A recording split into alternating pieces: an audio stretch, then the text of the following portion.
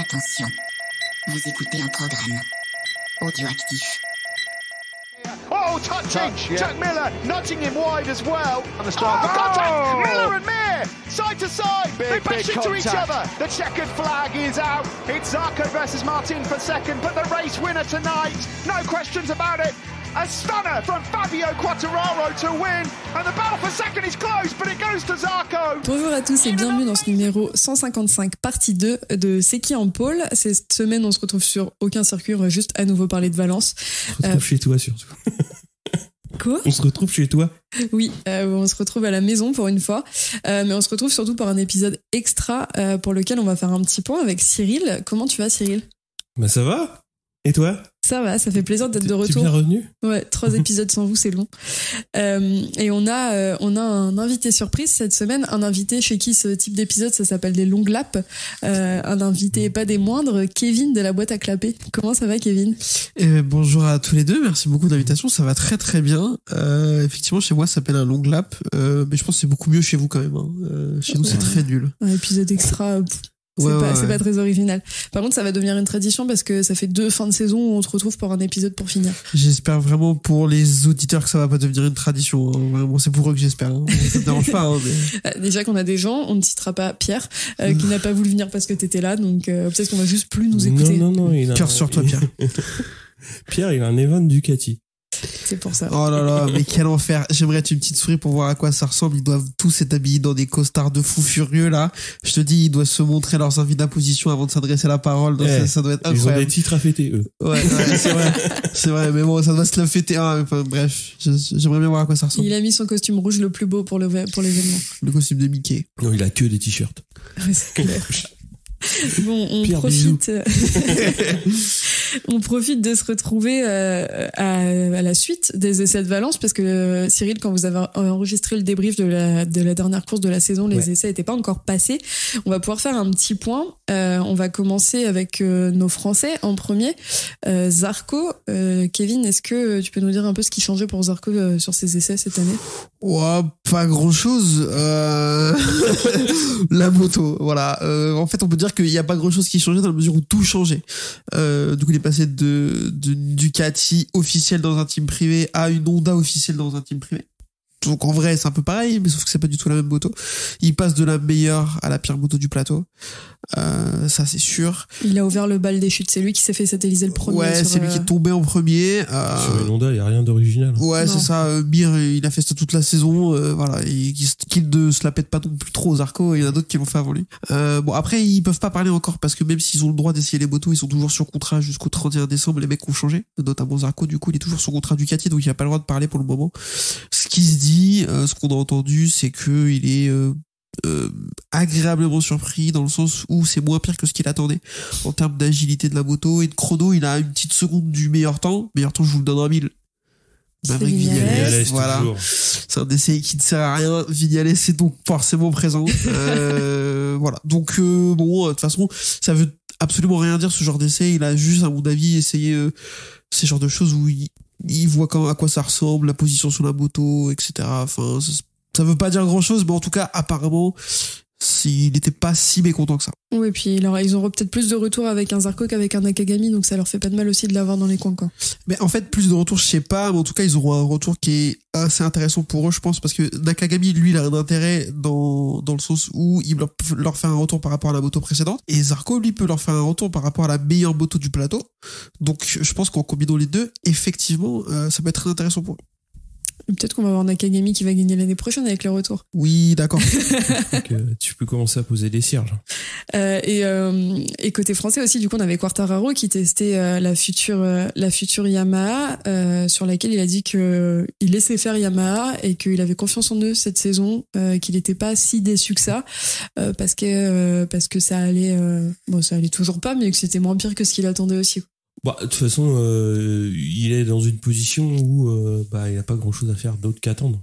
Il a bien secoué le cocotier en début d'année, il s'est énervé pour rien.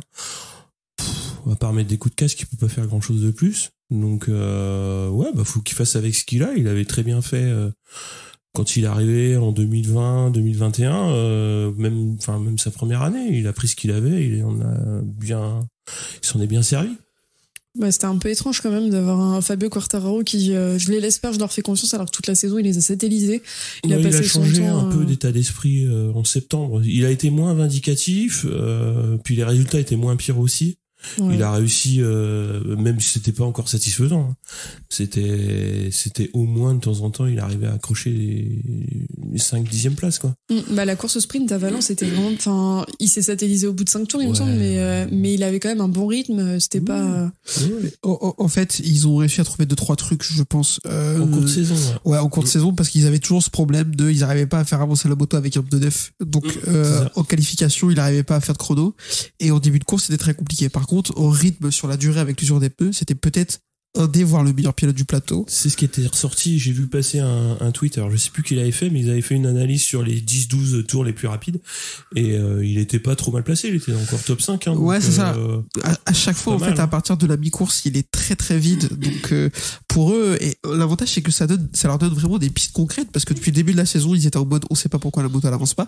Et là, voilà, ils ont le truc. Ok, la moto fonctionne, mais pas quand elle a un pneu neuf. Donc, à partir de là, je pense que c'est une base de travail qui est plus saine que ce qu'ils avaient au début de l'année. Bah bien sûr, ils ont, au moins ça leur amène des motifs de satisfaction, même s'ils sont pas énormes, même si on sait tous que pour bien figurer sur chaque Grand Prix, bah faut être bien qualifié, faut tirer de première ligne, donc faut être rapide sur un tour.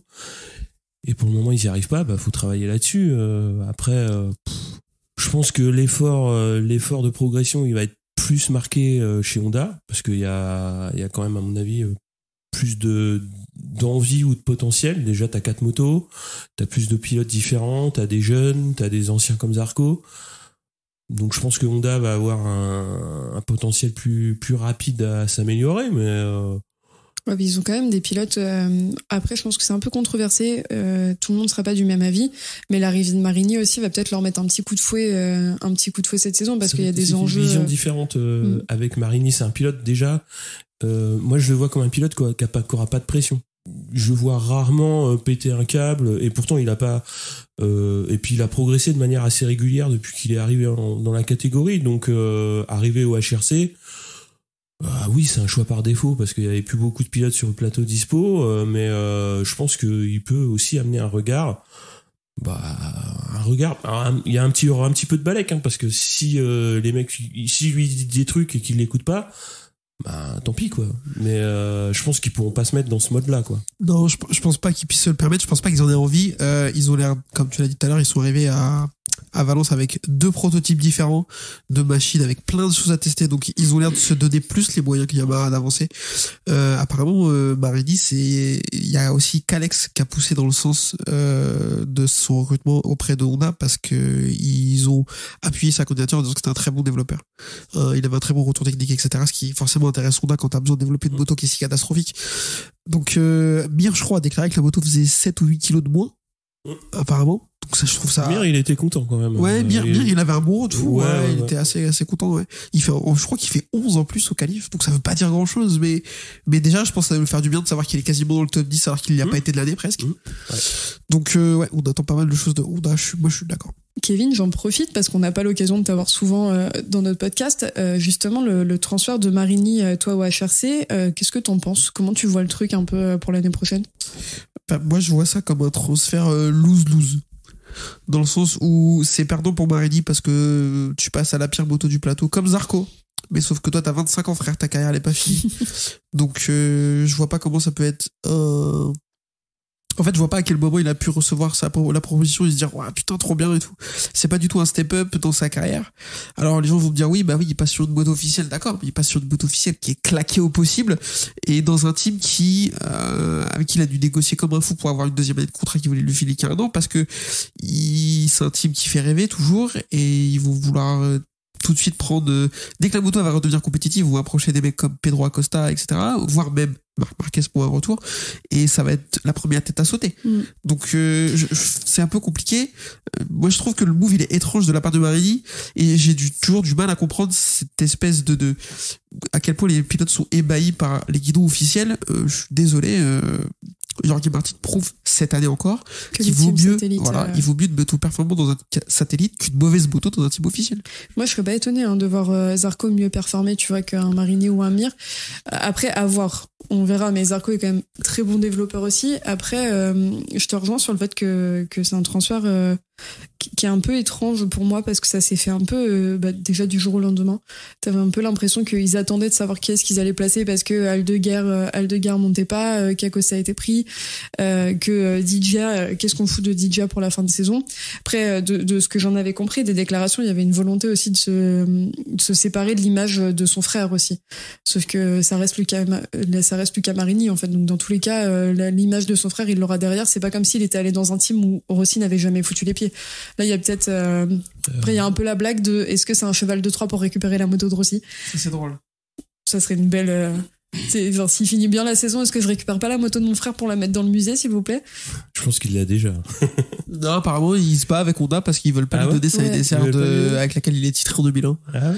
Donc il y en a plein qui disent ce que tu fais, que c'est un cheval de Troie pour négocier avec eux pour récupérer la moto. Et puis ouais, c'est ça. Ouais, c'est clair. Bon, donc on a un peu fait le tour côté Honda. Il y avait aussi des nouvelles choses qui se passaient pendant ces essais. Moi, ça m'a un peu perturbé le traitement de ces essais parce qu'il y avait au-delà de Marquez, et je pense que Marquez on en parlera à la fin des essais, enfin du débrief des essais, mais il y avait quand même des nouvelles têtes sur des nouvelles motos et c'est vraiment passé à la trappe par la couverture médiatique autour de Marquez. Mais on avait quand même Rins sur la Yamaha. On avait, même si tout le monde s'en fout, Morbidelli qui testait la Ducati. Je m'en fous pas du tout. J'ai lu son débrief. Je m'en fous pas du tout, ça m'intéresse vraiment. J'ai lu son débrief, c'est stratosphérique. Le mec, le mec, c'est vacances de l'amour. Le mec, il arrive, putain, j'ai roulé, j'ai profité, j'avais rien à tester, je m'en fous, j'ai roulé. Le mec, il termine 16e quand même. Ouais, mais enfin, il est pas meilleur qu'avec la Yamaha. Avec la meilleure moto du plateau. Et il est toujours en débrief, chill, c'est cool, la vie est belle. Et je suis content pour lui. Moi, son classement, il me choque pas trop parce que vraiment, le classement des tests hivernaux, que ce soit ceux-là ou ceux de Sepang qui veulent rien dire, on le sait. Et Vignales en est une nouvelle fois une preuve vivante, voilà, ça veut rien dire. Mais Vignales, il est champion des essais depuis sa naissance. Donc, voilà. Donc, il devrait même pas venir, en fait, à ce rythme-là. Ça a pas trop de valeur. Moi, Morbidelli, attention, ça va être un des pilotes que je vais le plus regarder l'année prochaine parce que c'est un mec très talentueux qui s'est complètement perdu ces 2-3 dernières saisons. Et là, c'est sa dernière chance de se ressaisir avant de passer sur une moto claquée en Superbike ou pire. Donc je vais être sûr. Et en plus, ça parle déjà de Aldeguer chez Pramac en 2025. Donc il a déjà la pression. Il a déjà la pression. Donc à voir, et il est capable de nous surprendre vraiment. Mais de toute façon, ça va pousser dans tous les sens, c'est ce que Cyril disait, mais de toute façon, on va pas se mentir, Bezzecchi, oui, il a signé à la VR46, mais vu comme ça part, fais pas cette tête, vous voyez pas ce qu'il est en train de faire, mais il lève les yeux au ciel dès que je prononce le mot Bezzecchi. Mais il y aura Bezzecchi, il y aura Aldeguer, il y aura forcément des gens qui vont pousser. Après, Morbidelli, moi je suis un peu sur mes réserves parce que déjà c'est pas un pilote qui me transcende, donc vraiment j'ai pas trop d'attente envers lui, mais surtout j'ai l'impression qu'il est passé de tout à rien parce qu'il était très bon jusqu'au jour où il s'est blessé et il s'est plus rien passé, et il y a quand même ce mystère autour de lui d'incompréhension parce que c'est Rémi Guillot qui le disait très bien dans ton podcast, Kevin, c'est que même à la VR46 au ranch ils disent qu'il est éclaté, donc est-ce que c'est vraiment juste il est complètement du père depuis quelques années, ou est-ce qu'il va vraiment faire quelque chose? Après, moi je pense qu'effectivement il joue pas sa dernière carte parce qu'il a encore la carte VR46 qui va tomber en dernière branche si jamais chez Pramac ça se passe mal. Je pense que il réussira encore à rebondir, je pense, à la VR46. Et puis oui, c'est un pilote qui est talentueux, mais pour le moment il a perdu quelque chose et il ne l'a pas retrouvé, quoi.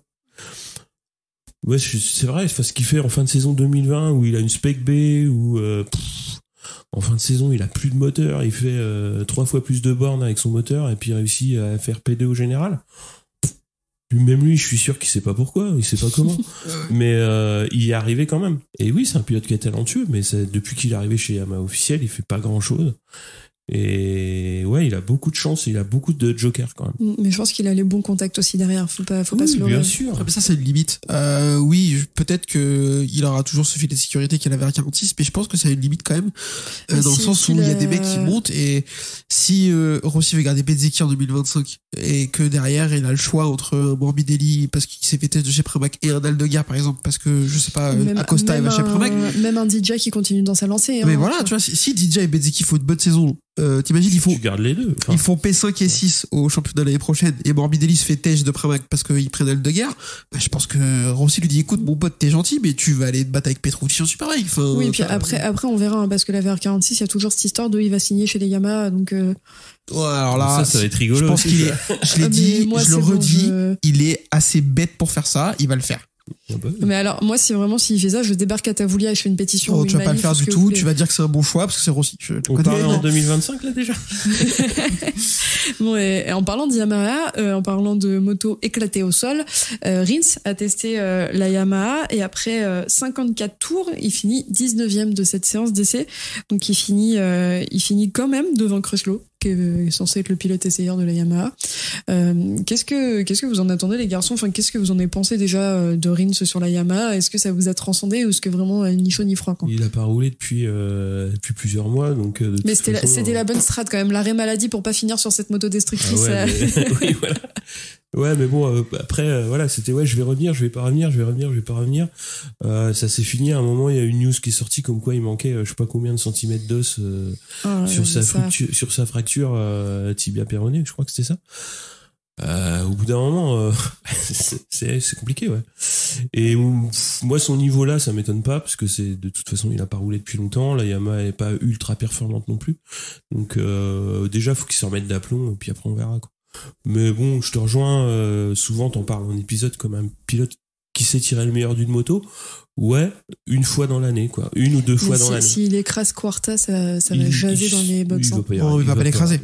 Il va pas l'écraser, mais je pense qu'il peut remettre en perspective cette espèce de chimère que tout le monde a de dire que c'est vraiment que Quarta est pas au niveau à cause de la moto, à 100% à cause de la moto. Mais je pense, en fait, et à tort ou à raison, parce que comme il est capable une fois dans l'année de tirer un truc énorme de la moto. Là, toute l'année, on a mis en perspective aussi les performances de la Honda en disant, mais Rins, il a gagné au début de la saison avec. Donc, en fait, pourquoi les mecs sont nuls? Et il peut faire pareil avec la Yam. Excuse-moi, il finit, genre, par exemple, imagine au Qatar ou je sais pas où, il fait podium. Tout le reste de la saison, si Quarta il fait la même saison que cette année, on va se dire, mais pourquoi Rins, il a fait podium au Qatar si t'es nul, en fait? Oui, je pense Rins, il a toujours fonctionné comme ça. Ouais, et je pense que c'est à mettre en perspective aussi, que Rins, je pense qu'il est capable de faire ce que Quartararo fait en termes de, performer sur certaines courses, mais surtout, je pense il va mettre en lumière le fait que Quartararo, un de ses gros soucis, et peut-être moins avec le temps, ça sera à voir, mais c'est son impulsivité sur ses réactions et sur la manière dont le mental peut prendre l'espace dans sa gestion de course, ce que Rins arrive quand même beaucoup mieux à gérer, je trouve. Tu vois rarement Rins péter un câble comme Quarta peut le faire. Ouais, mais Rins, il va marcher sur l'eau 3 week-ends dans la saison, un autre week-end, il va vouloir trop pousser, il va se péter un truc.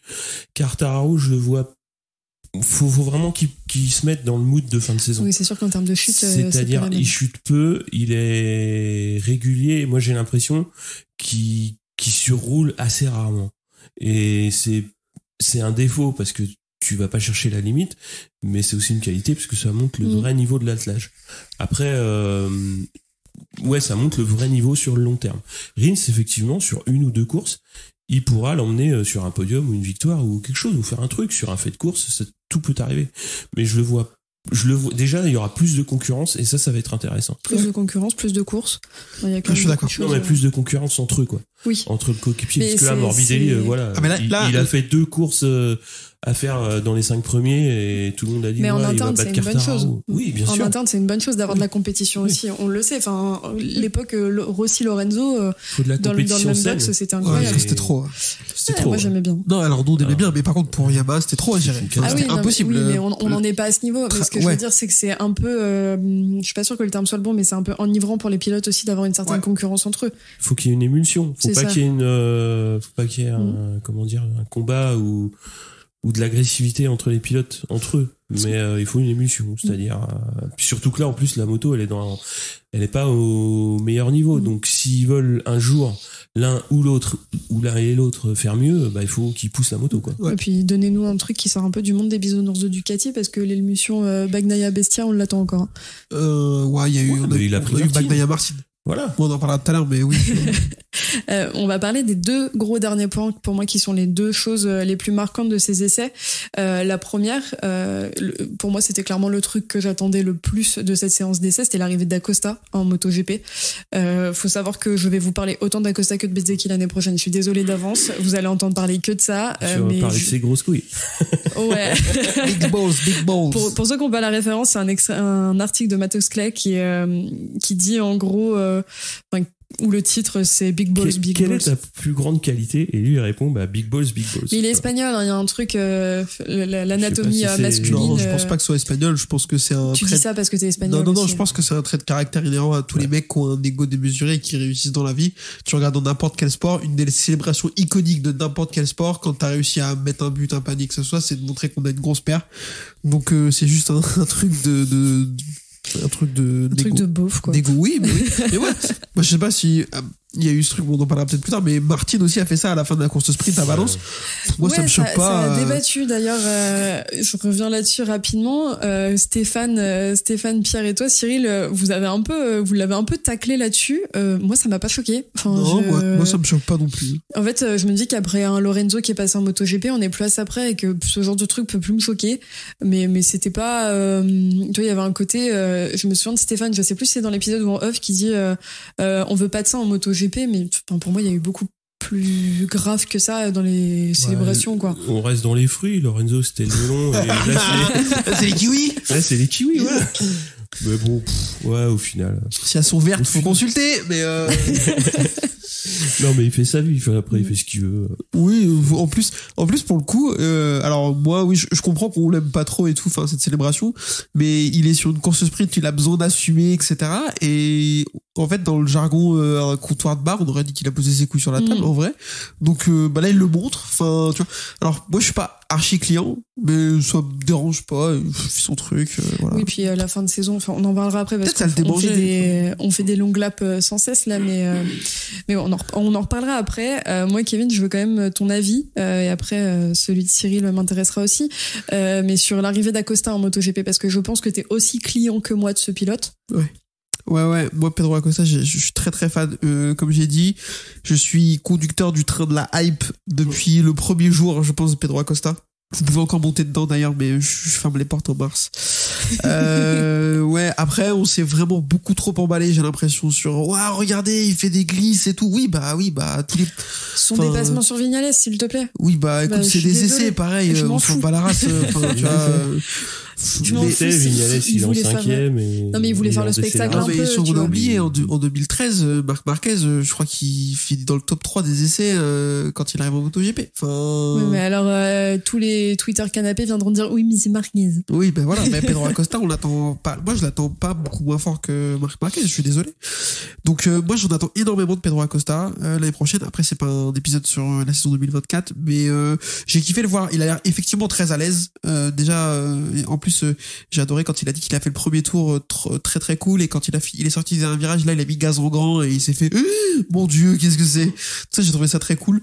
Et puis, il a une bonhomie et tout, enfin, il me fait rire, il s'en bat un peu la race de tout, ça j'aime bien, donc ouais. Il y avait un vrai côté, j'ai trouvé dans le traitement médiatique en tout cas, parce que encore une fois les médias montrent ce qu'ils veulent, mais pour moi Acosta là c'était l'enfant à Disney. C'était l'enfant qui foutait les pieds. Il sait, enfin, il y a un côté Acosta qui il sait que c'est sa place et il a quand même la confiance du mec qui sait qu'il a le dos, enfin qu'il mérite d'être là. Mais il avait l'air tellement content d'être sur cette moto et d'être là et de kiffer. En fait, juste il avait l'air de kiffer, quoi. Bah, il renvoie une image beaucoup plus sympathique que Raúl Fernandez. On les compare tous les deux beaucoup, je trouve, à juste titre, même si Raúl Fernandez a pas de titre, lui. Mais ils arrivent avec le même genre de hype, entre guillemets, vu la saison qu'avait fait Raúl Fernandez. Et en tout cas, il renvoie un truc qui est beaucoup plus cool que lui, je trouve. Oui, c'est clair. C'est pas le même état d'esprit. Raúl Fernandez, c'est plus tordu dans la tête, quoi. J'ai l'impression, c'est moins. Moi, ce qui me fait plus, ce qui m'intéresse le plus dans Acosta, c'est de le voir chez Tech 3, parce que effectivement, c'est un pilote qui est très prometteur de par ce qu'il a déjà montré, et Poucharal et son équipe ont montré que par le passé, ils ont toujours su mettre dans de bonnes conditions des pilotes, même s'ils n'avaient pas toujours du super matos de la part de KTM au début. Ils ont toujours réussi à bien gérer le truc, quoi. Et donc je pense que après ça, c'est ou tout l'un ou tout l'autre. J'ai un peu peur que Acosta, avec son état d'esprit, ça peut ne pas prendre avec Poncharal et son équipe, parce qu'il est pas tout seul. Mais j'ai l'impression que la manière dont KTM, dont Tech 3 gère ses équipes, justement en Moto 3 ou en MotoGP en étant satellite, je trouve qu'ils réussissent à faire des belles choses. Et je pense que c'est plutôt bien qu'il soit tombé dans l'équipe. Après, ouais, comme tu dis, ça va être soit ça passe, soit ça casse, je pense. Parce qu'on sait très bien que c'est des teams, ils vont pas se poser la question si ça marche pas, ça marche pas. Mais par contre, là, oui, vraiment, on a quand même Acosta qui est un des futurs grands noms du MotoGP et qui a déjà fait largement sa place dans le paddock. Et en plus de ça, il se retrouve avec des mecs comme Guy Coulon, enfin, qui est le mec qui a de l'or entre les mains aussi. Donc, moi, j'ai hâte de voir ce que ça va donner, parce que entre eux, avec tout le respect que j'ai pour eux, encore une fois, je conduis pas de MotoGP, donc je me permettrai jamais de penser qu'ils sont nuls, même si on peut y croire. Mais quand tu remplaces un Augusto Fernandez ou un Paul Espargaro, que tu mets un Acosta à la place, il y a quand même des attentes à avoir, et c'est quand même il y a quand même beaucoup de, je pense qu'il va y avoir une certaine pression quand même. Il est titré Moto 3, Moto 2, donc forcément il y a des attentes. Oui, c'est clair. Bah, il fait ce que Rossi a toujours dit qu'il fallait faire, c'est tu passes dans une autre catégorie quand t'as ton titre. Ouais, mais après, je pense que tu vois, lui mettre trop de pression à le comparer avec Marquez, je trouve que c'est pas. Je pense qu'ils sont pas spécialement puis surtout c'est pas spécialement justifié. Je trouve que Marquez était a un peu plus écrasé le Moto 2 que l'a fait Acosta, même si Acosta il a quand même fait une saison, très très belle blessé. année. Oui, mais il fait une super année. Il fait une super année 2023 quand même, quoi. Non, mais je pense que vraiment il s'en fout dans ses déclarations. Il a quand même, t'as l'impression qu'il a quand même la maturité pour se détacher un peu de tout ça. Ouais, mais il emmène. Enfin, moi le Marquez que je vois, c'est quand même quand il a été en Moto 3, Moto 2, un mec qui emmène des équipes entières, quoi. Avec de sponsors, de partenaires, de ceci, de machin, de bidule. C'est une structure en Moto 3 pour y aller, une structure en Moto 2 pour y aller, et ça déboule au HRC, quoi. Je trouve que c'était on a vraiment moi j'ai vraiment vécu ça à cette époque-là comme l'arrivée d'un rouleau compresseur, et ça en était un, quoi. Oui, c'est clair. Parce que quand il est arrivé, il a gagné dès la première année, et il a enchaîné quoi. Et tu vois, Acosta, je le vois pas dans ce mood-là, même s'il y a beaucoup de support, beaucoup de soutien, je sens un petit peu moins de force quand même. Mais il a le talent, de toute façon. Oui, c'est clair. Et en parlant de rouleau compresseur, on a vu clairement ça mardi, quatrième temps des essais, un bleu turquoise approximatif sur le live timing avec un numéro qu'on n'a pas l'habitude de voir sur ses couleurs. C'était les premiers roulages de Marquez sur la Gresini. Moi, j'ai trouvé ça assez pas surprenant, mais assez envahissant dans l'espace médiatique, en tout cas, parce qu'on a parlé que de Marquez sur les essais. On a parlé que de Marquez, on a vu que lui, on a vu que des photos de lui.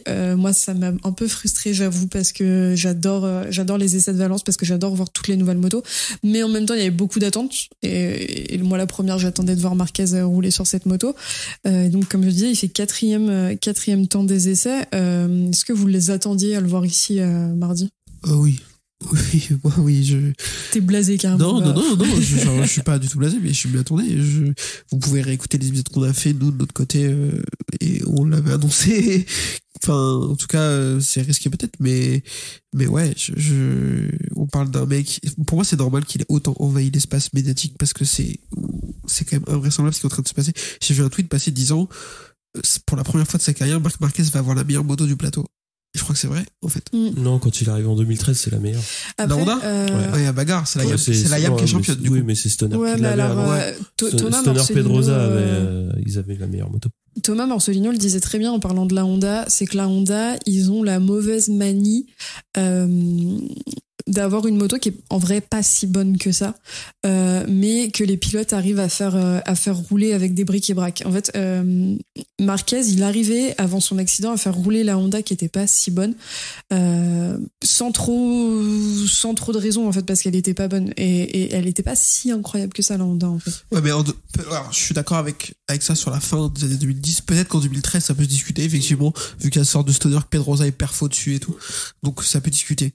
Mais ouais, pour moi l'envahissement de l'espace médiatique de Marquez là c'est normal. Il monte sur une Ducati. Je pense que si on avait pu voir là sur Canal+ les essais de, je sais pas si c'était à Valence à cette époque, mais de fin 2003 quand Rossi prend la Yam, je pense que ça aurait été pareil.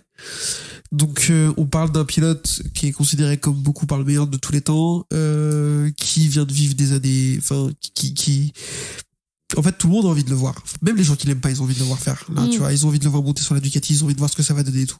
Donc pour moi c'est normal. Et en termes de perf, non, ça me choque pas. Moi ce que je trouve incroyable, c'est que on se dit ouais, il sort, il fait 5 tours et il se met déjà à 2/10 de son meilleur tour du week-end sur la Honda. Ouais, mais en fait en plus il sort, il fait 5 tours, on compte le tour de sortie, ça se trouve sur les 5 tours il en fait que 2 à fond quoi. Il est déjà aussi rapide que je sais pas, peut-être 300 tours ou 200 tours sur le week-end avec sa Honda quoi. Oui, c'est clair. Donc tu vois, Pierre il dit souvent oui la Ducati elle se conduit pas toute seule. Peut-être que si en fait, tu vois. Peut-être que moi je serai une seconde, tu vois. Non, pas du tout, mais tout ça pour dire voilà, tu veux dire que c'est une Tesla avec le pilote automatique là. Exactement, ouais. Mais non, ouais, moi pour le coup rien d'étonné, que ce soit sur la partie perf ou sur la partie couverture médiatique, tout me paraît. Ouais, mais moi vraiment j'ai trouvé ça enfin ouais, du coup, vraiment, après, je te rejoins sur le fait que moi j'avais très envie de voir Marquez rouler sur la moto, que je m'y attendais, que limite tu m'aurais dit Marquez finit top 1 des essais, j'aurais même pas été étonnée en fait, parce que ça reste Marquez. Juste la couverture médiatique, et évidemment, comme tu le dis, il y a même des gens qui aiment pas Marquez, et je suis sûre que les haters de Marquez étaient les premiers à regarder, mais il y avait d'autres trucs que moi j'avais envie de voir, et je pense que c'est un peu niche, tu vois, mais de voir Marini rouler, de voir même Morbidelli, tu vois, genre même ça m'intéresse. Donc ouais, forcément c'était un bouli-boulga de trucs. Après que derrière des médias fassent leur couve de magazine que sur Marquez, alors que on a quand même eu un titre de champion du monde dans le week-end. Ouais, mais de quel type de médias on parle? On parle de médias, bon, il y a plein de choses à dire sur eux, tu vois. Donc j'ai envie de dire, les médias qui sont de qualité, ils ont pas fait ça. Après, oui, quand tu clôt une saison, moi j'aurais préféré voir en couve les 3 champions. Et surtout, quand t'es trimestriel, tu parles de, surtout quand sur les 3 derniers mois, il y a eu beaucoup de courses. Moi, c'est ce que j'attendais peut-être un peu plus, mais effectivement, les essais de Valence, c'est toujours marqué par les transferts, et le transfert de Marquez, il a tellement fait parler que son arrivée, c'est le grand truc de 2024. Et ça a été très bien dit par un journaliste, très bon journaliste français que j'affectionne beaucoup. Ça a été Bagnaia, son titre n'a duré qu'une journée. Ah exactement. C'est même pas une journée quoi. Enfin, c'est le temps de la gueule de bois entre le dimanche et le mardi matin. Ouais, voilà, quoi. C'est ça qui est un petit peu compliqué. Il faut et j'ai l'impression qu'il y a beaucoup de marques qui ont eu du mal à capitaliser sur leur perf. Le titre de Mir n'a pas été du tout capitalisé par Suzuki. Okay. Le titre de Quartararo, c'est la même en couleur. Et moi, ce que j'avais dit un petit peu l'année dernière. Bagnaia, s'il veut faire quelque chose, maintenant, une fois que t'as pris un titre, faut partir pour la légende, quoi. Et faut en enquiller 2, 3, 4. Et là, il en a 2. Faut passer encore une étape supérieure. Et il y en a qu'on en 9, hein. Non, mais le gros intérêt de la saison qui arrive, c'est que effectivement le plateau, alors je pense pas qu'il soit plus compétitif, mais le haut de tableau va être encore plus relevé que cette année. Oui, c'est clair. Et ça va vraiment embouteiller très très fort sur les podiums, quoi. Et on va pouvoir, du coup, c'est bien, tu me lances sur ces histoires de podium. On va pouvoir parler quand même faire un petit point sur le Qatar et Valence, parce que je pense qu'il y a des choses dont on peut parler et qui sont importantes à revoir, notamment en Moto 3, avec Kevin, tu le dis très bien, et ton avis est très clair là-dessus. C'est Léopard est détestable et Mazia n'a pas le triomphe modeste. Oui, en fait, il y a plein de choses à dire sur ce qui s'est passé, surtout au Qatar, pour l'attribution du site Moto 3. Je trouve que le comportement de Mazia pendant la course peut poser la question, mais n'est pas des plus dramatiques. Voilà, il est un peu viril sur Sasaki, il lui fait 2-3 moves qui sont un peu étranges et tout, il lui remet un avertissement, il a arrêté, très bien. Par contre, le comportement de son coéquipier Pitito Fernandez, c'est une catastrophe, il est venu se mêler dessus, il regardait pas. Et lui, il a vraiment tout gâché. Après, le problème, c'est que quand tu regardes un petit peu les replays, il y a des vidéos qui sont sorties, et le coéquipier de Sasaki, qui est Colin Veyer, il a essayé de faire la même chose sur Jaume Mazia.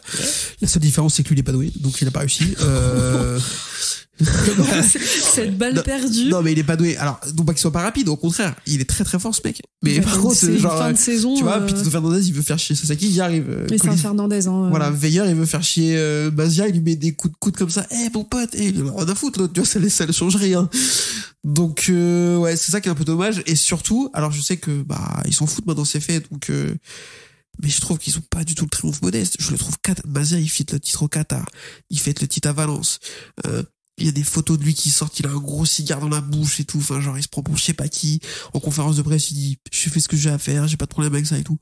Waouh mec, sans déconner, t'es là depuis 17 ans et tout. Enfin, le seul mec plus vieux que toi jusqu'à l'année dernière, c'était John McPhee. Enfin, bon, il a fait qui a signé en Super Sport l'année prochaine, il sera encore là d'ailleurs. Donc canalise-toi quand même quoi. Et tu gagnes le titre à l'avant-dernière course contre un mec qui en gagne aucune de l'année. Enfin, tu vois, redescends un peu quoi.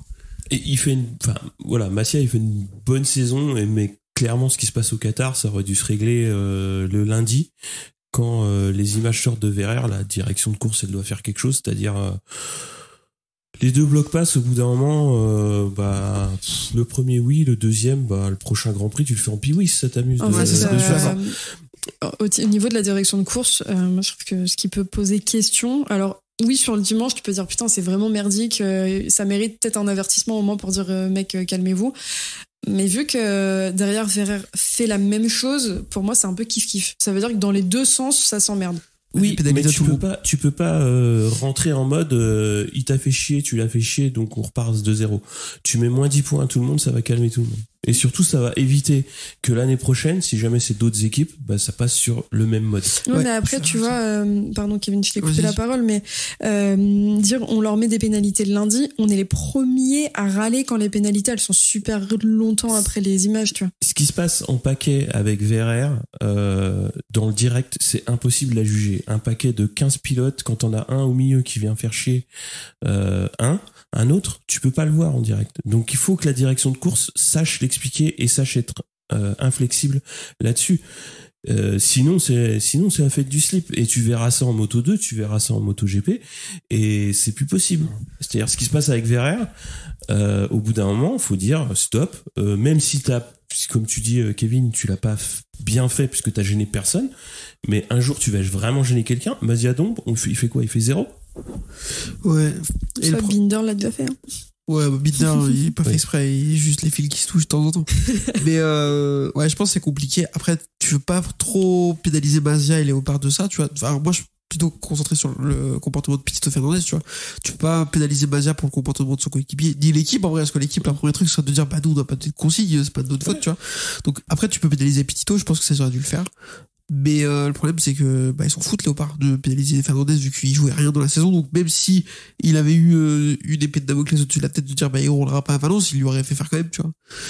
Donc je suis d'accord avec toi, il aurait fallu peut-être sanctionner, mais comment c'est compliqué. Alors ils ont adopté la règle de l'autruche qu'ils connaissent bien, dire on n'a rien vu. On n'a rien vu, rien fait. Et là pour le coup, j'essaie de trouver un peu de nuance, et c'était pas facile à juger. Enfin, le comportement de Léopard et donc du coup de Veiller, de l'équipe Husqvarna aussi dans l'idée, c'est compliqué à juger, à sanctionner, à anticiper. C'est vraiment des situations qui, je pense, sont pas faciles pour la FIM.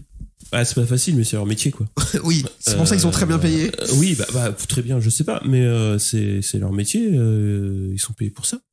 Ouais, c'est vrai. Donc au bout d'un moment, faut être strict, et faut savoir, et ça on en revient à d'autres sujets, il faut savoir ce que tu fais. Est-ce que tu organises un spectacle ou est-ce que tu gères une compétition sportive? Et ce qu'on a vu au Qatar, c'était pas une compétition sportive. C'est un spectacle, je suis d'accord. C'est des choses, alors après, que tu veuilles pas sanctionner l'équipe, je comprends. Mais à ce compte-là, tu sanctionnes les actes des pilotes, puisque de toute façon, c'est individuellement que le gars, il a fait de la merde. Donc, tu sanctionnes le pilote. Franchement, Mazia, pour ces deux longs laps, j'ai dit au début que c'était limite et tout. Après le deuxième, Enfin, pour ces deux block pass. Après le deuxième, s'il prend un long lap, je suis pas choqué. Je suis pas choqué, et comme tu l'as dit, tu mets un warning et le mec il arrête, et puis après, il a redépassé Sasaki de manière propre le coup d'après. Ouais, parce qu'en plus. Parce qu'il savait faire. Sur le premier, tu peux laisser le bénéfice du doute. Oui, dire, deuxième, voilà, c'est c'est pas, voilà. Quand il refait exactement la même chose, au même virage, de la même façon et tout, là, tu dis qu'il y a une intentionnalité, donc là, je pense que tu peux lui mettre un long lap, c'est pas volé, quoi. Et puis, ça serait pas, il y aurait pas trop de raison de le controverser dans la mesure où c'est quand même les pilotes les premiers à dire que les block pass, c'est quand même des moves de merde, quoi. Enfin, ouais. Si t'affectionnes ça, tu vas faire du supercross, et puis voilà. La NASCAR. Non, mais y a pas de. Enfin... Tu vas jouer avec les frères Lorenz le samedi là et t'arrêtes de nous saouler. Bon, et du coup le triomphe de Mazia sur les dernières courses a quand même enlevé le titre à Sasaki sur ces 2 dernières courses. Moi j'étais pas là sur les derniers épisodes. Kevin, évidemment t'étais pas là parce que t'es de l'autre côté. Je suis pas du coin. Mais qu'est-ce qu'on en a pensé du fait que Sasaki perde le titre? Moi, ça m'étonne pas trop. Il en a pas gagné de la saison. Enfin, à un moment donné, il lui a manqué quelque chose, tu vois. Pour moi, je pense que ça aurait été plus mérité, même si j'ai toujours un problème avec cette notion de mérite. On est sur du sport, il y a pas de mérite. En fait, juste il y a des points. Des points qui comptent. Marque des points, voilà. Bon, en tout cas, je trouve que ça aurait été plus justifié que Holgado, Honshu et Alonso jouent le titre contre Mazia jusqu'au bout, parce qu'ils ont eu des pics de performance plus hauts que ceux de Sasaki. Sasaki a eu pour lui la régularité, et ça fonctionne très bien. On a vu Mir en 2020 qui est titre en MotoGP grâce à sa régularité et pas à ses performances pures. Donc en fait, il a manqué de perf pure, Sasaki. Mais peut-être qu'il a eu cette régularité parce qu'il s'est un peu calmé. On l'appelait le Crazy Boy avant parce qu'il faisait n'importe quoi en course. Il s'est un peu calmé, il a fait moins ça cette année, mais il a manqué un peu de vitesse. Donc en vrai, pour moi, pas grand chose à dire. Je trouve que c'est un perdant logique parce que il manquait de panache et de vitesse pure, je pense. Ouais, je te rejoins là-dessus. Après, moi, en fait, j'étais un peu mitigée parce que Mazia, c'est pas un pilote que j'affectionne particulièrement pour tout le côté un peu, comme tu disais, médiatique, surconfiance, tout ce que tu veux. En fait, c'est le côté Jorge Lorenzo que je peux pas me voir. Mais Sasaki, c'est un pilote que j'aime beaucoup et que j'aurais aimé voir. À côté, moi, c'est même pas ces 2-là que j'avais envie de voir gagner. De toute façon, c'était Holgado. Et ça a été vraiment, pour moi, ça a été la descente, ces 3-4 dernières courses, ça a été n'importe quoi. C'est que ça, c'est depuis Assen, c'est catastrophique, Holgado. Mais j'avais un peu d'espoir avant, tu vois. Là, les 4-5 dernières courses, je me suis dit putain, en fait c'est foutu quoi. Alors que il a le niveau, il a montré qu'il était capable. Par contre, ça me conforte quand il y a eu toutes les histoires de transfert. Je me suis dit putain, mais Holgado, les gens ils sont aveugles, ils se rendent pas compte du potentiel du pilote. Et en fait non, ça me conforte sur le fait qu'il a peut-être besoin d'une saison en plus pour confirmer tout ce qu'il nous a montré en début de saison, parce qu'il est très fort, il sait être très fort. Après il a une équipe qui est très très bonne aussi. Et il a des mécaniciens qui sont très bons, qui sont performants, qui donnent tout pour la moto. Mais il s'est passé un truc sur cette fin de saison qui a tout foutu en l'air, quoi. De toute façon, pour pouvoir jouer un titre, quasiment dans toutes les catégories, il faut de la performance, de la régularité et puis de la tête. Martin, il a manqué un peu de tête. Honshu, il a manqué de régularité. Et c'est ce qu'a dit Daligna quand il a commenté un petit peu la course au titre de fin de saison en MotoGP, où il a dit tu perds pas le titre à cause d'un mauvais pneu au Qatar, tu le perds parce que t'as fait plus d'erreurs que l'autre au cours de la saison. Et à partir du moment où tu te focalises sur un pneu pourri au Qatar ou sur une chute ou sur ceci ou sur cela, sur un fait de course, tu perds le fil de ton truc. Et après, pour parler un petit peu de Sasaki, pour revenir à Sasaki, le truc c'est que oui, il a été plus régulier que d'habitude, mais plus régulier P4, P5, alors que pour aller titiller le titre, il faut plus souvent gagner, et quand tu te loupes, faut faire plus souvent des podiums. Surtout et il était pas loin. Surtout en Moto3, c'est quand même la Moto3, catégorie c'est ça. C'est l'enfer. C'est la guerre un peu. Et on a vu, mais pareil, en fait, moi c'est pour ça que j'affectionne beaucoup cette catégorie. C'est que tu vois des noms débarquer du jour au lendemain. On a eu Alonso qui était très bon toute la saison. Déjà l'année dernière, moi j'avais déjà des interrogations, mais qui étaient fondées. Mais sur la fin de saison, il y avait Veger qui sortait de nulle part, qui vraiment s'est dévoilé de course en course, qui a réussi à sortir de ce que moi j'appelle la place du con, c'est-à-dire 4e, et d'aller faire des podiums. Donc pareil, en fait, t'as de la concurrence partout. C'est comme si t'étais entouré, t'étais sur un terrain miné et dès que t'avançais, il y avait un truc qui pouvait exploser à côté de toi et tout foutre en l'air ta saison, quoi. Bah après, t'as beaucoup de pilotes en Moto 3 quoi. Enfin, ceux qui sont très performants dans la catégorie, en général, ils explosent. Ils commencent à être performants à mi-saison de la saison d'avant. Et ils commencent à sortir du bois, on va dire, août-septembre de la saison. Et la saison d'après, effectivement, ils ont attrapé la performance et ils ont attrapé la régularité. Et Mir avait fonctionné un petit peu comme ça, je crois. Je crois qu'Acosta, c'est pareil, la première saison... il est champion. Ah, il est champion première saison direct. La première saison, c'est la première saison, tu sais, quand il part des stands et il finit premier. Ah oui, c'est vrai. C'est dès sa première saison. Ouais. Il a pas fait long feu en fait, c'est l'exception qui confirme la règle, parce que sinon, je suis 100% d'accord avec toi là-dessus. Tu vois, une chose qui manque, c'est de la régularité. Olgado, c'est pareil, il manque un petit peu. Ouais, Honshu, c'est un peu être humble, un peu aussi, ça lui ferait pas mal. Ah, Honshu, voilà. Comment ça, tu parles mal d'Honshu, toi? Non, mais je l'adore, hein. Ici, on l'appelle, surtout Cyril l'appelle Honshu Chouchou, avec Olivier, mais je l'ai trouvé un peu imbuvable sur certaines courses cette saison, malheureusement pour lui. Bon, c'est ce que j'en pense, je vais pas y aller, hein, mais... C'est ouvrir la porte à Kevin pour aller tacler Honshu. Ah non, mais Honshu, voilà, il fait des erreurs que tu ne peux pas faire au niveau où il est, et avec l'expérience qu'il a. C'est pas un rookie, en plus. Voilà, c'est pas un rookie. Ouais, mais je pense qu'il a une mentalité qui vient de son entourage aussi, et de la manière dont il est cadré, qui fait que... je parle pas de Toprak. Toprak, c'est l'exception. Mais on voit très bien qui est son entourage, et c'est mentalité pose tes couilles sur mon front, tu vois. Donc mais ça, non, mais en fait, moi, cette mentalité sur le papier, je l'adore. En fait, c'est pas la question. Mais là, c'est trop. Donc, quand il tente des trucs invraisemblables, comme à Barcelone, il y a déjà 4 pilotes de front dans le dernier virage, dans le dixième virage du dernier tour, et lui il se dit non mais c'est pas grave, je vais tous leur faire à l'intérieur. J'y vais quand même. Ouais, c'est ça. Moi j'adore ça, c'est pas la question, mais c'est juste son comportement à un certain moment, je le trouve catastrophique. Tous les gestes qu'il fait, frère, c'est un spectacle de marionnettisme. On dirait il est en train de l'apprendre la langue des signes pendant les courses. Il me rend ouf. Et après, son comportement même post-course dans les stands, c'est un truc de fou. Alors après, ouais, son entourage, pourquoi pas, j'en sais rien, mais en tout cas, un des mecs de son entourage le plus proche, c'est un des mecs les plus respectueux et humbles qui existent du plateau. C'est pour ça que j'ai dit que c'était pas lui. Voilà, c'est ça, tu vois. Donc, ils ont le même entraîneur, en vrai. Donc, je comprends pas. Ouais, on a quand même bien parlé de la Moto 3 sur cette dernière course. Je pense que le point le plus important, c'était quand même Mazia au Qatar, parce qu'on en a parlé et on en parle encore ces dernières semaines. Mais en parlant de Moto 3, il y a des talents qui sont montés en Moto 2. On va parler d'Acosta. Acosta qui était en gueule de bois depuis son titre sur ses dernières courses. Enfin, ouais, je pense. Depuis qu'il a été titré, il a dit oh, moi, je m'en fous maintenant, laissez-moi tranquille. Bah, il était en vacances, quoi. Ça profite à Aldeguer. C'est ça. Ouais, Aldeguer, il a quand même fait pareil. On en parlait un petit peu avant d'attaquer l'enregistrement. Il a appuyé sur on à un moment donné et puis c'est parti quoi.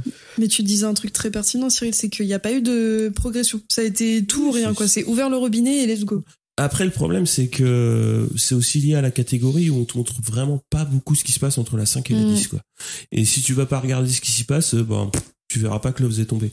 Mais tu verras pas que Vietti fait des top 10. Oui. Même si tu regardes bien, tu vas pas le voir. mais voilà, enfin c'est une catégorie de par sa physionomie et de par aussi le plateau qui la constitue. Tu vas t'intéresser au top 3, top 5 et tu vas pas chercher plus loin. Et Aldeguer, il était dans cette zone-là et il en est sorti. Alors effectivement, peut-être qu'ils pourraient dire comment, ce qu'ils ont trouvé sur la moto, et ce serait intéressant. Mais je trouve que le Moto 2, c'est un petit peu le point faible de cette catégorie, c'est-à-dire que on a du mal vraiment à aller voir ce qui s'y passe. Parce que alors c'est pas comme en Moto 3 où t'as des courses en paquet et tu vas voir justement certains pilotes qui, même en étant 10e à l'approche des 2 derniers tours, vont réussir à aller chercher un podium. Là, si t'es 10e à 2 tours de l'arrivée en Moto 2, t'es à 10 secondes, quoi. Donc, oui, puis cette saison, tu dis le point faible de cette catégorie, cette saison, t'enlèves le duel un peu Acosta, un peu Arbolino. Arbolino, il a pas existé sur la deuxième partie de saison. Non, mais en début de saison, si. Oui, mais en oui, fait, le le niveau pour moi en Moto 2, et ça fait quelques saisons, l'année dernière pareil, c'est pour ça que c'est une catégorie que j'affectionne particulièrement parce que c'est censé être un tremplin vers le MotoGP, mais là le niveau du plateau est faible pour moi. Il est faible parce qu'il y a des pilotes qui sont là depuis longtemps, Love s'en va justement, il était temps pour lui qu'il aille voir ailleurs. Enfin, il manque un truc qu'on n'a plus depuis quelques saisons, et Acosta a quand même fait l'animation cette saison, et heureusement. Oui, parce que t'as un pilote, il a un niveau assez exceptionnel, mais tu regardes sur les 4-5 dernières saisons, des pilotes comme Lecuona, ils ont pas réussi à passer le cap, des pilotes comme Vieré ont pas passé le cap, des pilotes comme Canet, pareil, ça plafonne. Je trouve qu'il y a un gros paquet de pilotes qui ont du mal à passer un cap. Pourtant, ils ont des bonnes motos, parce que Marc VDS, c'est une bonne écurie. Ayo, c'est quand même, l'école des champions, quoi. Donc, tous ceux qui y passent, ils prennent un titre, mais ils ont 2 motos. Je trouve qu'il y a il y a un gros plafonnement, quoi. Et après, c'est comme ça, hein. Il y a des pilotes qui passeront jamais le cap, hein. Parce qu'il y a beaucoup de pilotes qui partent pas en retraite aussi. Et puis, tu vois, typiquement, un gars comme Canet, je l'aime bien, mais c'est impossible de voir un guidon MotoGP à un pilote comme Canet, quoi. Non, c'est clair. Mais toi, Kevin, le Moto 2, tu regardes pas, non? Non, ça m'intéresse pas. Non, mais après, Acosta, j'avais call qu'il allait gagner 10 courses cette saison. Il en gagne 7.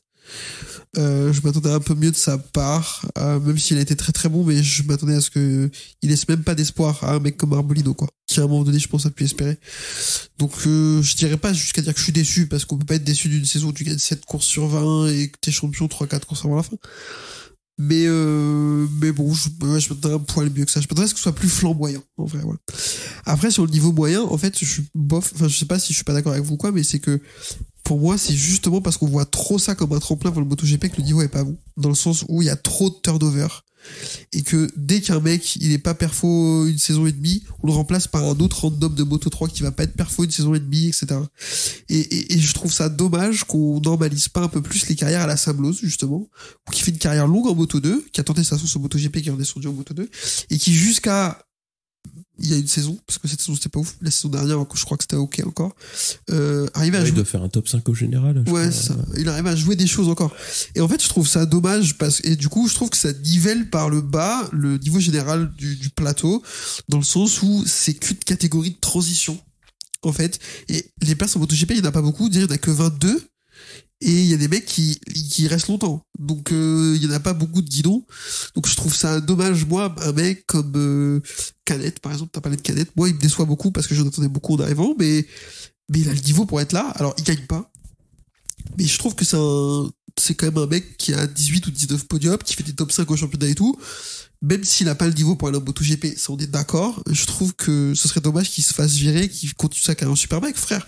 Ben, roule en Moto 2 jusqu'à 30-32, fais une carrière en Moto 2. Et prends 3 titres. Et voilà, et à la fin de ta carrière, tu vas débloquer un truc, tu prendras 3 titres. Et là, le niveau, il sera élevé. Tu vois, parce que les mecs qui vont arriver de Moto 3, là, ça va vite épurer. Ils vont vite aller les chercher, ça va vite être compliqué d'aller les chercher, quoi. Exactement. Donc, je pense que c'est l'état d'esprit général qui est fait sur cette catégorie qui fait qu'on la nivelle par le bas.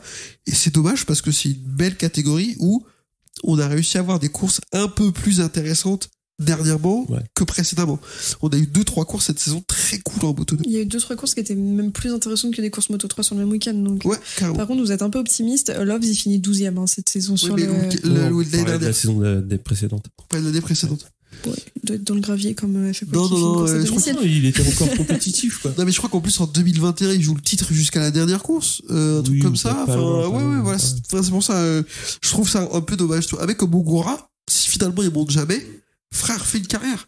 Roule jusqu'à 30 piges en Moto 2. Enfin, à l'époque des 250, on a vu des mecs rouler très longtemps en 250. Et c'était cool. Et le niveau en 250, il était élevé. Et du coup, les mecs qui arrivaient de 125 et qui explosaient tout de suite, on n'avait aucun doute sur le fait qu'ils avaient leur place en 500, quoi. Par contre, c'est en 2021 où il finit 4e. C'est 2022, il a fini 19e du classement. Oui, il s'était blessé. Il s'était beaucoup blessé. Après, bon, j'ai dit de la merde, voilà. Non, mais après, je te rejoins sur le fait que et c'est même une catégorie qui peut un peu faire disparaître des pilotes qu'on attendait. Sur cette saison, par exemple, moi, en début de saison, j'attendais Guevara, j'attendais que ça. Et il finit 22 ou 19. Ouais, mais Guevara, pour être perfo, faudrait que sa meuf le demande en mariage, en fait. C'est ça le problème. Quel qu'elle ne voit pas le rapport. Vous connaissez pas l'histoire? Non, mais tu vas Vas-y, nous la vas-y, raconter. Eh ben en fait l'histoire c'est que quand sous sa dernière saison Moto 3 il est champion, tout se passe bien. L'hiver il se fait larguer par sa meuf derrière, plus rien. Donc c'est-à-dire photo de profil noir sur Instagram et tout, le mec dépressif au possible, plus de résultats. Sa meuf est revenue, il s'est remis à se qualifier en Q2, etc. Blablabla. Ah mais si, j'en avais entendu parler. Mais oui. Bah, il y en a Dans un plusieurs, épisode hein. de la boîte à clapper. Mais bien sûr, parce que nous on en parle souvent, parce que quand j'ai vu l'histoire, ça m'a fumé. Le mec, ses résultats sportifs dépendent de la qualité de sa relation avec sa copine. Du coup, est-ce que tu penses que côté MotoGP, DJ s'est fait demander en mariage pour finir sur, Je sur pense sa que première oui, victoire? bah c'est possible. C'est possible. Bezzecchi a dû se faire la gueule, lui, par contre. Parle pas de Bezzecchi, sinon tu vas disparaître. Non, mais du coup, en effet, ça me permet de rebondir du coup en parlant de Didier. Donc Didier, première victoire au Qatar, enfin. Sur cette saison, moi j'étais très contente. On en a vaguement parlé parce que j'étais pas trop là, mais enfin il était temps qu'il arrive et le mapping 8. Enfin Ça c'est très drôle. En fait, il y a ce truc de oui c'était un troll. On est tous d'accord pour dire que c'était pas du tout un troll et qu'on lui a demandé de se bouger son cul. Moi je pense. Je vois. Cyril Non, il est mais- vénère. En fait vous vous rendez pas compte qu'en ce moment Cyril il ferait des fuck à tout le monde, il dirait allez tous vous, voilà. Non, Didier, tu lui dis au mois de mars, tu vas en gagner une dans l'année. Il y croit pas. Il y croit pas et personne n'y croit. Mais même Et- lui, il y a 6 courses. Mais oui, voilà, même au mois de J'y crois juillet. toujours quoi. pas, hein, c'était il y a 3 semaines. Même au mois de juillet, tu lui dis tu vas en gagner une d'ici la fin de saison. T'y crois pas. Et c'est pour ça que effectivement il y a plein de choses intéressantes tu vois à raconter au niveau du MotoGP quoi. Moi ce que je voudrais c'est une interview de DJ qui explique ce qui s'est passé quoi, parce que quand même tout le début de saison bon, les Ducati sont très à l'aise, il en a une mais il n'arrive pas à faire grand chose avec. Et là, il gagne des courses, il fait des podiums, il se bat avec Pecco, Martin. Je voudrais bien comprendre. Je pense que lui-même l'explique pas en fait. Je suis quasiment sûr de ça, dans le sens où il y a aucune explication logique à ça. Il a été, je pense, transcendé par sa situation et il a eu la meilleure réaction possible à son absence du futur. Dans le sens où en fait, il a commencé à perf quand Marquez a officialisé son arrivée chez Gresini. Il a commencé à perf à ce moment-là. Et c'est ce qui me fait me dire qu'il y a malheureusement de grandes chances qu'il rentre dans le rang très rapidement, parce que il y a des chances que là, la perf qu'on a vue de Didia, c'est uniquement, en fait, il a surperformé parce qu'il était en surforme et qu'il voulait absolument bien faire et pas finir sur une Kawasaki dégueulasse en Superbike. Donc, à mon avis, il l'explique pas parce que ça s'explique. Voilà. Là, il a été touché par la grâce pendant 2 mois. Et pour moi, il va disparaître. Il va repartir comme ça l'année prochaine. Peut-être je me trompe, mais... Ouais, à voir. On verra assez vite. Après, on m'enlèvera pas de la tête quand même qu'à Valence, il lui manquait pas grand-chose pour aller choper, Non. aller choper Pecco. À Valence, il reste derrière Pecco. Oui, mais il reste derrière Pecco, mais volontairement en fait. Ouais. Alors, en course sprint, bah, il y a pas de débat Non, à avoir. y a Il reste pas- derrière Pecco ouais. tranquillou. Bah, normal. Rien de choquant dans le sens où ils sont 5 et 6, Pecco joue le titre. C'est le procédé de son futur patron et tout. Ça me choque pas trop. Ça me fait un peu chier, mais à la place de dire je comprends. Par contre, la course du dimanche, je suis désolé gros, il fait le dernier tour dans l'échappement de Pecco, il le fait en claquette. C'est-à-dire que à un moment il se coule la tête et dans l'entrée du dernier gauche, il est mais 1000 fois mieux que Pecco. 1000 fois mieux. Et Pecco ferme même pas la porte dans le dernier virage. Et il y va pas. Donc pour moi, largement, il laisse gagner Bagnaia dimanche. Mais on en a vu plusieurs. Après, c'est ce qui a entretenu entre le Qatar, Valence, etc. le complot. Après, exemple tout bête, Bezzecchi n'avait plus rien à gagner sur cette fin de saison, on est d'accord. Mais il y a des moments où il aurait pu aller passer Pecco sur les dernières courses. Il y est pas allé. Et il y a eu, il me semble que c'est au Qatar, où même c'est Rigal qui dit clairement Pecco se fait pas passer par Bezzecchi, mais c'est parce que c'est son pote, il aurait très bien pu y aller. Donc Parce que Bezzecchi, on n'entendait rien de moins que lui. Hein. pourquoi on invite des gens comme ça, Cyril, dans notre podcast, s'il C'est vous toi, plaît. Après, vu la perf globale de la fin de saison de Bezzecchi, ils ont pas dû se croiser beaucoup avec Bagnaia. Peut-être que c'est lui qui s'est fait larguer, t'en sais rien. Ouais, bah oui. Mais ouais, enfin du coup ça a entretenu aussi un peu le mystère du complot dont Pierre parle très bien dans notre dernier épisode, de on contrôle la Ducati à distance, on se met les freins, tu vois. Mais ça n'a pas arrêté. Oui, non, mais c'est insupportable. Et je trouve que tu le disais très très bien, du coup, dans votre dernier épisode aussi, Cyril, de dire, si t'as envie de croire à ça, c'est pas du sport qu'il faut que tu regardes, c'est du spectacle, en fait. Ouais, il y a le catch, c'est très bien pour ça, le catch. Ouais. Franchement, si t'aimes un truc qui ressemble à du sport scénarisé, regarde du catch. Ouais, et ils s'en cachent pas, et c'est très bien. Et voilà. Team Shawn C'est Michaels. assumé. Voilà. Après, surtout sur des trucs qui sont quand même énormes. On l'a vu à Valence avec Vignales, qui est en séance. Alors, certes, il se qualifie très bien de tout ce que tu veux. On lui sort quand même le drapeau où on te dit, il faut que tu sortes tout de suite. Le mec s'en tape. Il en a rien à secouer. Et après, ça s'offusque dans tous les sens qu'il soit rétrogradé. Et oui, Pecco s'est qualifié deuxième. Du coup, il prend sa place. Ça fait sens, en fait. Je vois pas à quel moment tu peux te dire, il y a un complot. Et puis surtout, du coup, c'est les Espagnols qui vont aller avantager les Italiens. Enfin, faudrait savoir, parce qu'il y a 2 semaines, le complot, c'était la Dorna veut défendre les Espagnols, donc ils vont faire gagner Martin. Donc, tu vois, le complot, c'est vraiment, ça dépend pour qui, avec qui, où, quand, en fonction de la météo, Ça du sens du dépend vent. du côté où tombe la pièce. C'est toujours pareil. Moi, je dis, les gens qui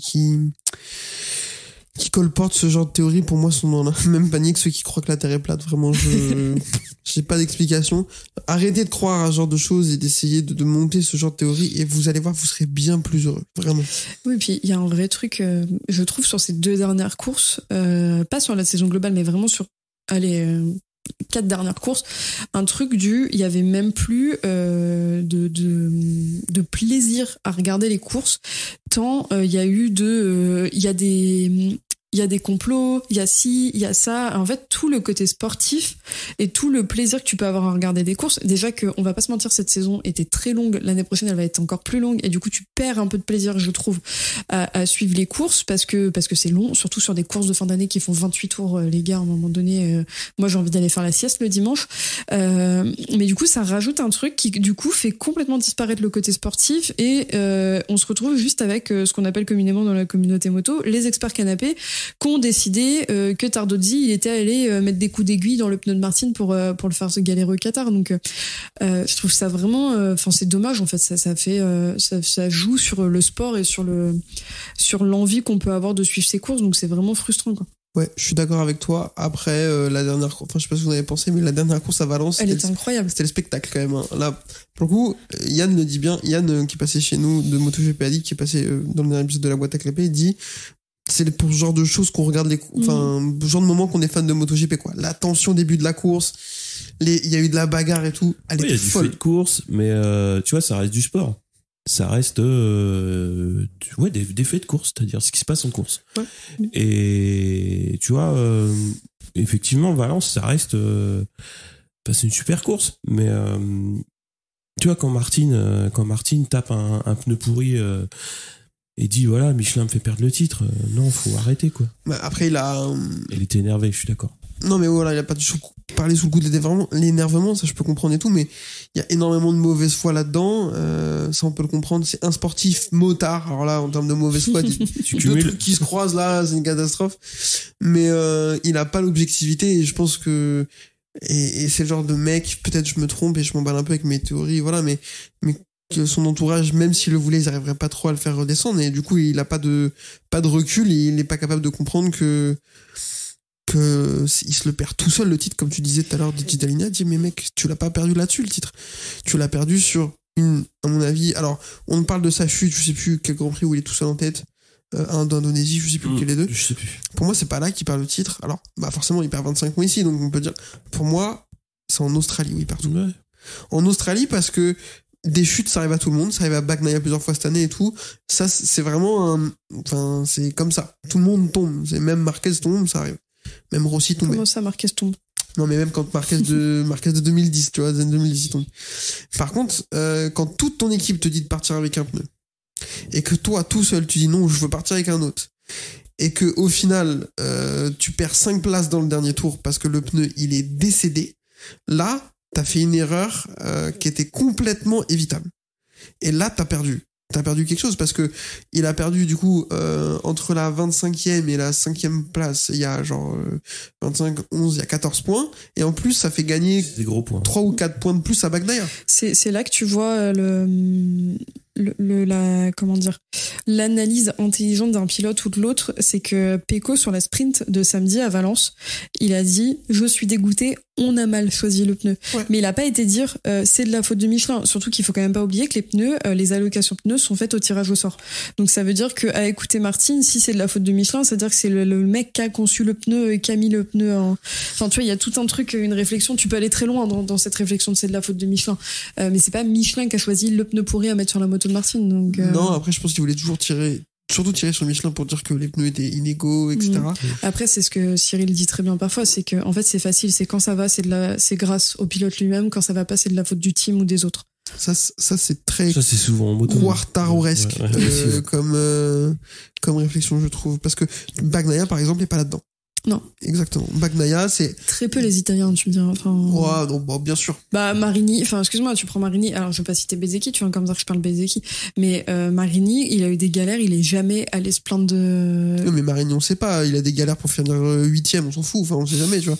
Non, mais en vrai, enfin, moi, je pense qu'on peut retrouver des interviews de Rossi où, à mon avis, il laisse bien parler son ego, enfin. Avec Rossi, les rares fois où il a vraiment mis l'équipe dans la merde, c'est quand avec Vignales ils envoient le chef de projet expliquer que tout le monde est en cure. Incroyable. Ouais, voilà. Et là, je crois que c'est en 2019 ou 18, je sais plus. Enfin, c'est une catastrophe de com, quoi. Oui, mais ils sont deux, il y a un Espagnol dans l'eau. D'accord. Ouais, mais voilà, mais ça reste des sportifs. Ça reste un sport individuel, mais de toute façon, tu dois faire avec ce que t'as et tu dois faire avec ton équipe aussi. Donc, et si t'es pas content, bah, tu t'en vas. Oui, non, c'est clair. Après, je pense que on parlait souvent, il y a eu souvent cette vanne de Pecco, c'est une craquette, il a pas le mental. Je pense que là, le mental, il a pas joué, c'est pas sur Pecco qu'il a joué, c'est sur Martin. Il est trop parti, pour moi, il est trop parti tout feu tout flamme sur certaines courses. Il avait trop un élan de confiance. Il y a un élan de confiance de je veux y aller, je veux aller me battre, je veux aller les bouffer. Ils ont besoin de confiance. Oui, non, c'est clair. Mais ça a joué sur le fait, sur le résultat de la fin de sa course où il se satellise parce que, mais il le dit lui-même, hein, il le dit qu'il y allait trop fort. Oui. Après, on pourra pas lui enlever pour moi que sur ses dernières courses, spécifiquement à Valence, parce qu'il est quand même parti du Qatar en ayant un truc de c'est foutu, on a perdu le titre, patati patata. La course, il y allait, la sprint, il y allait, il a pas réfléchi. Et je trouve qu'il a vraiment du mérite parce qu'on se souvient du Martin d'il y a 3 ans qui était pas régulier, qui tombait, qui faisait des grosses erreurs. Là, il y a encore des choses à corriger, mais comme pour tous les pilotes, là, il a quand même gagné en régularité, il a gagné en confiance, il a quand même remporté 9 sprints. Enfin, c'est pas rien, il a quand même fait une saison qui est méritante, et même si c'est la 2e place du championnat, dans tous les cas, pour moi, les titres auraient été mérités pour les deux. Martin, il doit capitaliser sur ce qu'il a montré, quoi. C'est-à-dire, comme tu dis, avant il était pas régulier, là il a gagné de la régularité, il manque un peu d'intelligence de course et il peut, enfin déjà il a emmené le titre à jouer le dimanche à Valence, ce qui est pas rien. Quartararo, pareil l'année dernière. Enfin, c'est. Mais ce qu'on disait, on regardait avec Kevin, c'est la 5e ou 6e fois seulement depuis la création de ce championnat que ça existe. Il y a eu 2000. Que ça se joue à Valence. C'est pas si mal, ça fait 25%. Donc, pas si mal, en vrai. Ouais, non, puis ça fait le spectacle aussi. C'est génial d'aller à Valence sans savoir qui va gagner, quoi. Ça donne de l'enjeu. Les célébrations sont toujours belles. Enfin, il y a toujours. Moi, j'aime beaucoup. Sur le titre. D'ailleurs, j'étais très étonnée que Kevin, tu ne tacles pas Rossi sur le fait qu'on le voyait encore à l'écran. Oh, on est plus étonnés. Alors, pour parler de Rossi, quand il s'engage aux 24 heures du Mans, on en parle encore sur France Info. Donc. Ouais, non, mais... D'ailleurs, on va sûrement aller à Spa le voir l'année prochaine. Allons-y, les gars, allons le voir rouler en voiture. Ça m'intéresse pas. Je vais pas aller au fin fond de la campagne belge pour voir un mec qui connaît pas comment je m'appelle, hein. Franchement. Tant de mauvaise foi. Je pense qu'on a un peu fait le tour sur ces dernières courses. T'as envie de te faire attraper par Pierre qui roule par le col? Ouais. T'as pas parlé de Bagnaia? Il était là? Il est venu, ouais. Ouais, Bagnaia, mais qui a fait une course incroyable le dimanche, qui a très bien géré, mais qui gère très bien depuis plusieurs courses. En fait, il y a un truc où je sais même plus quoi dire auprès de Bagnaia parce que tout est très bien fait. Tout est très bien fait. En termes de stats, Pierre faisait une comparaison. Il comparait Stoner et Pecco, qui mettait vraiment en lumière la saison de Pecco et tout son palmarès et celui de Stoner. Il s'est fait attraper la veste d'ailleurs en disant c'est un manque de respect envers Stoner de comparer à Pecco parce que Stoner c'est une légende patati patata. Ce à quoi Pierre répond Pecco c'est la future légende de tous les temps. Mais bon, ça c'est Pierre.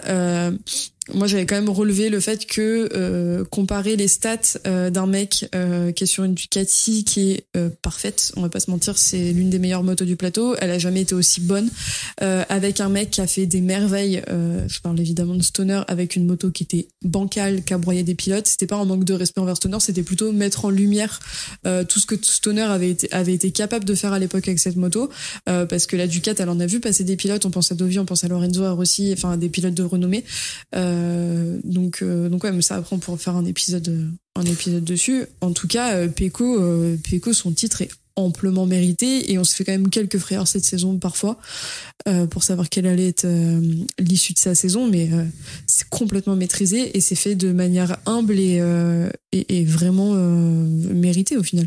Tu disais qu'il n'y avait pas de mérite pour les pilotes. Je pense que ce genre de saison, il y en a un peu quand même. Non, c'est pas ça. C'est que, en fait, je trouve que la notion est un peu galvaudée parce que c'est un sport et c'est juste les points en fait, qui font que tu as gagné un titre, c'est pas le mérite. Oui, mais je comprends ce que tu veux dire. Les points, d'accord, mais dans ce cas-là, tu prends des mecs, toi qui es fan de basket, tu vas dire que des mecs qui s'entraînent du matin au soir, ils ont pas de mérite d'être là où ils sont. Bah ouais, mais s'ils gagnent pas, c'est qu'ils sont pas s'entraîner. Enfin, tu vois, c'est... Bon, bref, c'est un autre débat. Je suis pas d'accord.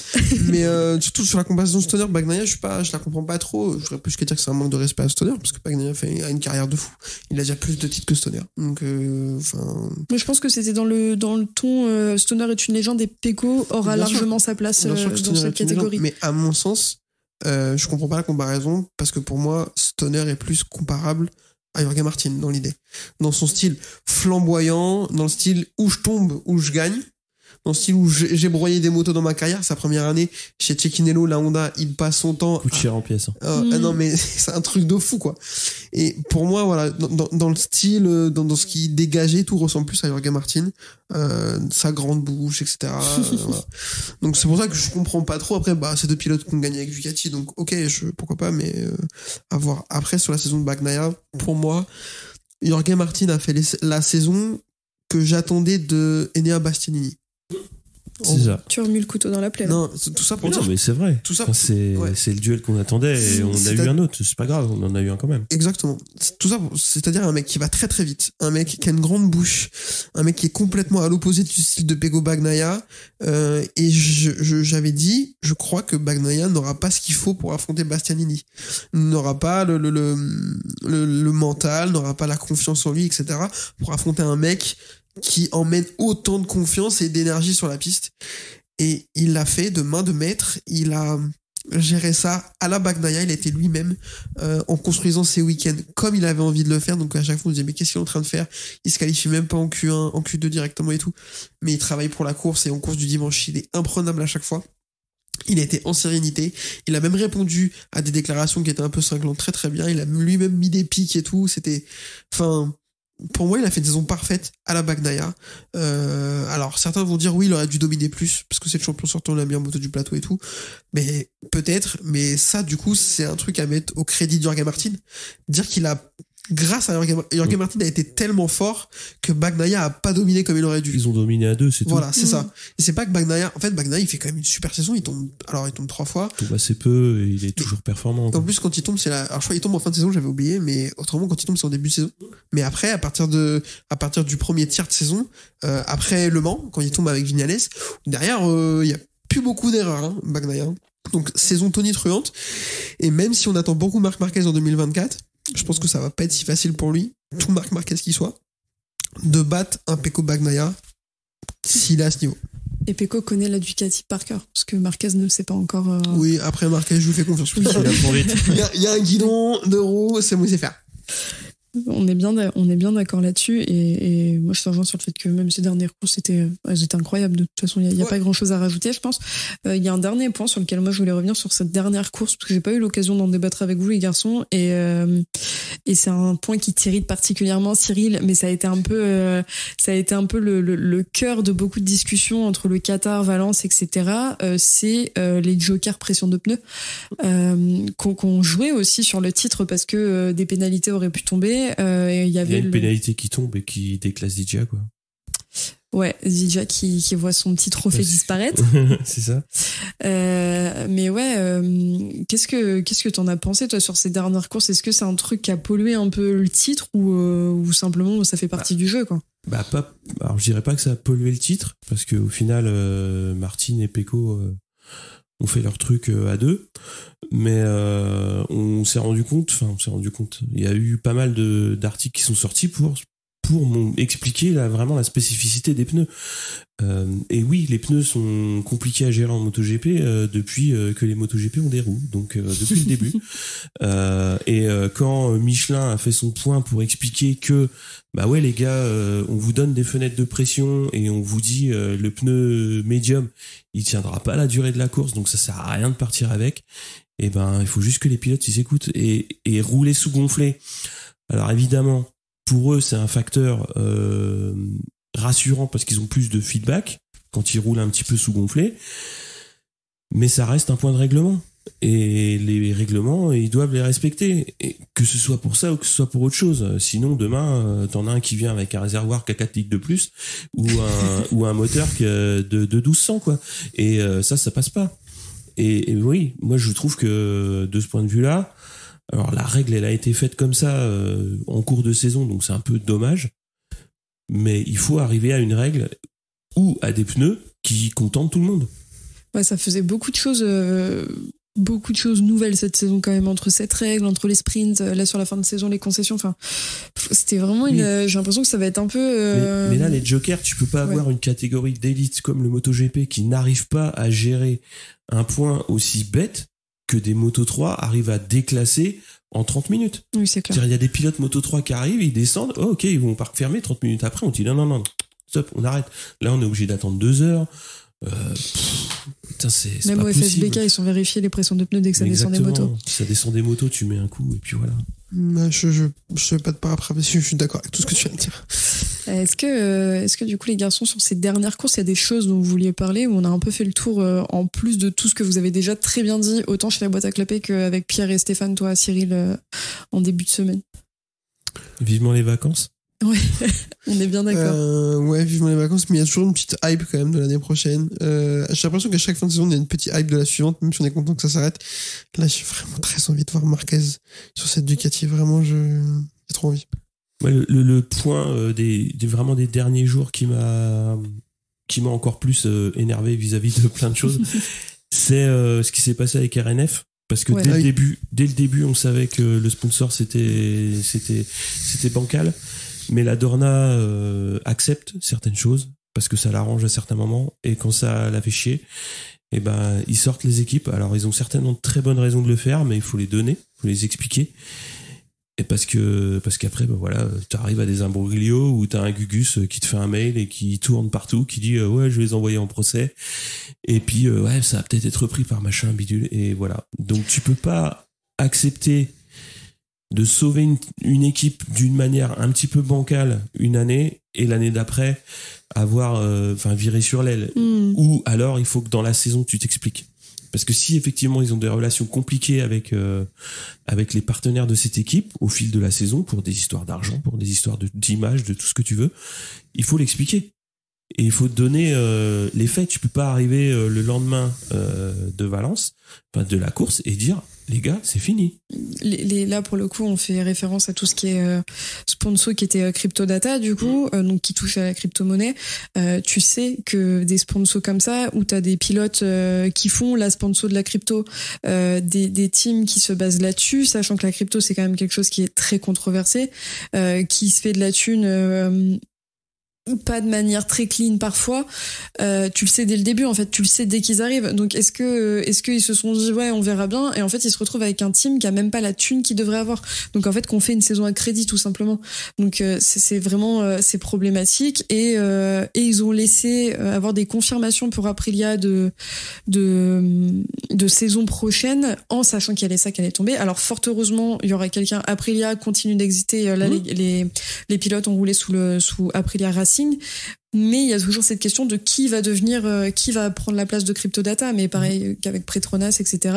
Et du coup avec avec une personne qui gère le team qui reste sur un échec en fait tout simplement parce que c'est un problème aussi de gestion de team de laisser ton team vivre sur un truc qui fonctionne sur les systèmes de pyramide de Ponzi etc. Mais ça c'est parce qu'il a pas eu le choix parce qu'à un instant T de toute façon il y avait pas d'argent pour financer son équipe et donc il a fait avec ce qu'il avait. Mais du coup, tu mets en péril ton équipe. Mais de la même manière qu'on s'était... C'est ça où tu roules pas. Oui, c'est clair, mais de la même manière qu'on s'était posé la question quand Martin et Zarco ont fait la promo de la crypto-monnaie. Enfin, ça reste de ça, les NFT, tout ce que tu veux. C'est un biais financier qui, je pense, pour le moment... peut-être pas tout le monde, mais une grande partie nous dépasse et qui reste très compliqué et qui met en danger ce genre d'équipe. Et c'est dommage. Bah ouais, parce que t'as quand même typiquement Oliveira, il est dans tous les mauvais coups, quoi. C'est clair. Il n'y a pas sur ça. Oh là là. Ça va revenir, on y croit. Ouais, c'est clair. Bon, les garçons, je pense qu'on a fait le tour. Les concessions, on en parlera longuement, je pense, avec les garçons de Seki en Paul quand on aura compris le règlement. Je crois que Pierre a envie d'en parler. Il y a des trucs à dire. Mais moi aussi, là, il doit être en train d'en parler avec ses copains de chez Ducati, là. Oui, c'est inadmissible. Vous vous rendez compte, KTM sabote le championnat. Ils sont tous d'accord entre eux, là. C'est incroyable. Personne pour les contredire. Ils se serrent la main, ils trinquent. Mais en tout cas, je vais pas vous dire qu'on se retrouve la semaine prochaine pour un nouvel épisode parce que c'est enfin les vacances. Nous, chez Seki en Pôle, on a quelques hors-séries à vous sortir qui vont sortir assez vite. En tout cas, de quoi vous faire patienter jusqu'à l'année prochaine. Mais pour le moment, c'est les vacances. Vous pouvez retrouver Kevin de la boîte à clapper sur toutes les plateformes de streaming, sur YouTube, tous les lundis dans les talk live de MotoGP Addict. Donc Yann, qu'on salue. Donc voilà, il se passe plein de choses de ce côté-là, donc vous pouvez le retrouver. Nous, vous nous retrouvez comme d'habitude sur Facebook, Twitter, Discord. Discord, c'est vraiment, si vous avez envie d'aller lancer des fleurs à Ducati toute la saison avec Pierre, allez-y, il n'y a pas de souci. Et nous, vous nous retrouvez avec Cyril, surtout sur Twitter. Sur le Twitter de Seki en Pôle et sur nos Twitter respectifs, tout simplement. En tout cas, on a de quoi vous faire patienter toute la saison, donc on vous retrouve très vite. Kevin, merci d'être venu. De rien, de toute façon, c'est payé, donc je peux... C'est nouveau ça. Merde, on va peut-être pas sortir l'épisode. Et Cyril, merci et à l'année prochaine. Bisous.